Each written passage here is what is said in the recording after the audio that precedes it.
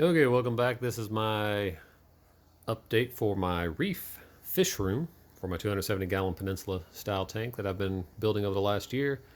You can see all the details on reef to reef. That's where I've been updating most things. I am bad about updating stuff, but I like to document just so I can look back at this later and see what I've done. So let's go into the reef room, the fish room I should call it.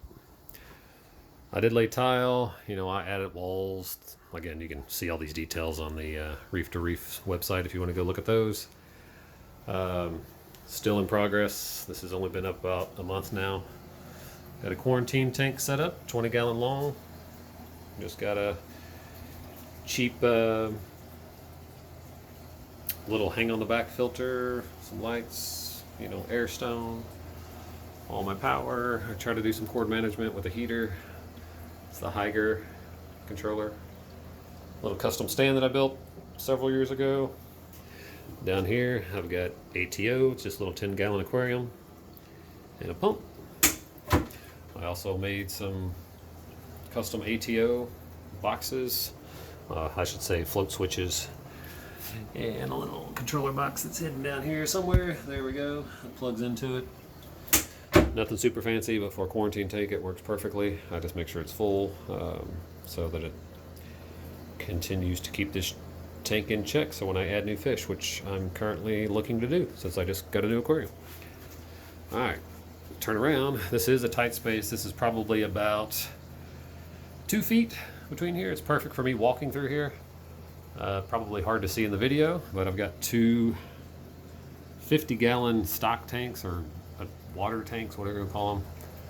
I do run my RODI up in the ceiling and then over to my RODI system on the other side, where I plumbed in a utility sink, which has been amazing for this fish room because I've constantly had to go to my downstairs bathroom, and having it in here right beside me is awesome because I don't have to worry about it getting dirty or dirtying up the other bathroom that people use. Instead, I can just have things in here that I use and use it only for reef stuff. I did add, so this is my saltwater tank where I mix saltwater. This is my RODI system. I've got all the markings and everything on here as well, freshwater. However, I've used 18.5-inch grill covers to block light from my 20-gallon long setup. Because as you know, I don't want to grow stuff in my RODI system or my water reservoir, so I don't know, that's my solution. Maybe it's not the prettiest thing on the planet, but it works, so I'm happy with it. Controller boxes, you can see it's pretty tight in here, but it's what I got. So I've got power rack, toggle switches. I need to label that stuff because I still don't know what half of it does, so I end up clicking on and off things until I figure out what it is. So I need to label that. You can see there's some interference fits here. But I've got my ATO, pH probe, a T5 light that I bought off Amazon. Nothing crazy expensive, just a Vivo Sun, I guess they call it. I am running ATI bulbs, Coral Plus and Blue Plus. Oops, I just remembered I gotta put my cover back on that, so I'll fix that. Yep, timer for lights. And then the 20 long aquarium with my two clownfish that I've had for a really long time. They love this frog spawn. This also started off as like maybe 2 heads in this aquarium. Maybe more, maybe like 5, but it's a lot now. There's also a Dottie back in here. You can see him. He's a jerk. That's all I gotta say about him. Yeah, he's not a nice fish. That's why he lives in here. But these guys are also, capable of being jerks. They're not always jerks, but they can be, so they keep him in his place. This tank, that's his school. The Dottie back lives in here. He loves it in there. I think it's kind of comical, so I just leave it. Got mushrooms, bornum anemones. I started with 2. There's actually another one back up there. And I have like 9 now, so again, the lights aren't on. I guess I could pop the lights on and get really blue. And then here's some rock flower anemones. I do have an Aptasia thing going on in here currently with there's some Zoa, there's a big Aptasia. Oh no, Aptasia. Yellow star polyps, just an old coral, you don't see much more. Some green algae. I think that's due to my T5s. I had to replace the lights in there for a really long time, maybe like 2 years or so. So I'm hoping with the new lights I can now get rid of that officially. It doesn't bother me. It's in this tank back here. I'm not that picky. It's a reef. Things get dirty. It's okay. Here, I'll turn on the lights for a second so you can see.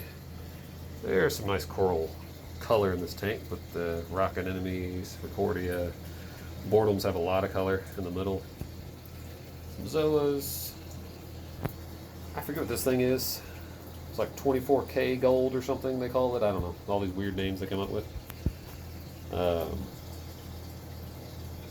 I can't even remember what it is, so I don't know. If you know what it is, let me know. I can't recall what they called it and what it is. I've had it for a while. It's doing okay. Alright, turn these lights back off. For sump. So returns on this side. I run 2 CJC7s, or CJ7s, I shouldn't say CJC, CJ7s. Returns some wires that I probably need to clean up, but they're hidden down here. Meaning I don't see them, as you can see from up here, which makes me happy. And you only see them when I go down here, so I'm not too worried about it. This will eventually be a refugium, so put a light with some refugium Kato in there. I got a skimmer. This is the Octopus Classic. Yeah, it's Classic 202S. I've had this for a while. I love the red octopus equipment. I've never had an issue with it. Works great. Skims a lot of good gunk in here. You know, this system's new, so you can just see it's just stuff that gets put in the water column.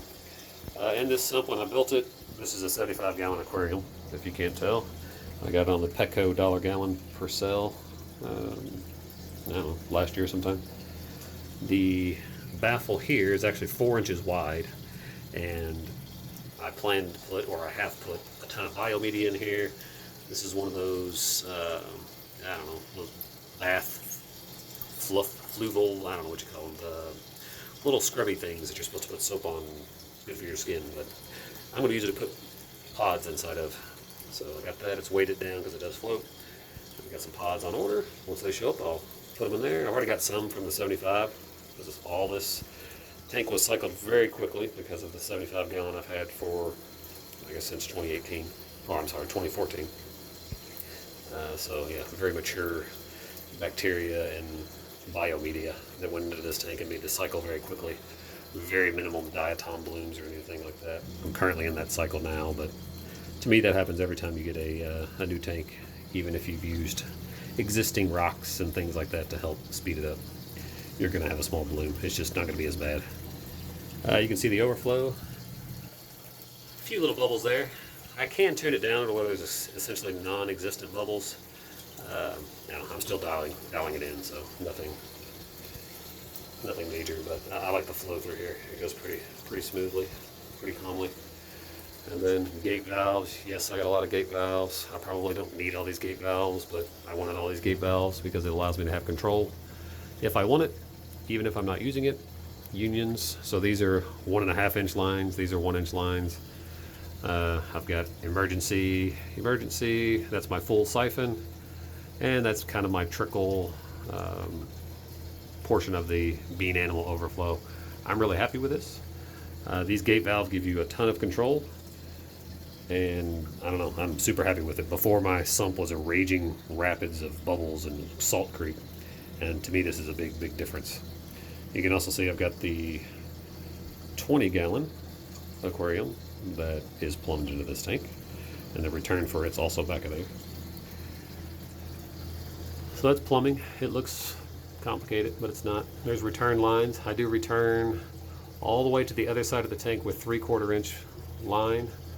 I like this because it pushes the return water at the other end of the tank, which means I'll say old water or current water is getting pushed out this overflow side of the tank.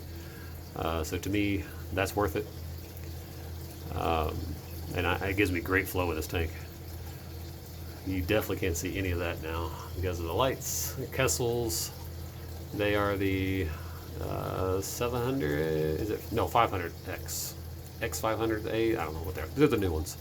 They're really powerful, but you can see how far I mount my lights up. They're like 20 plus inches off the water, like almost 2 feet.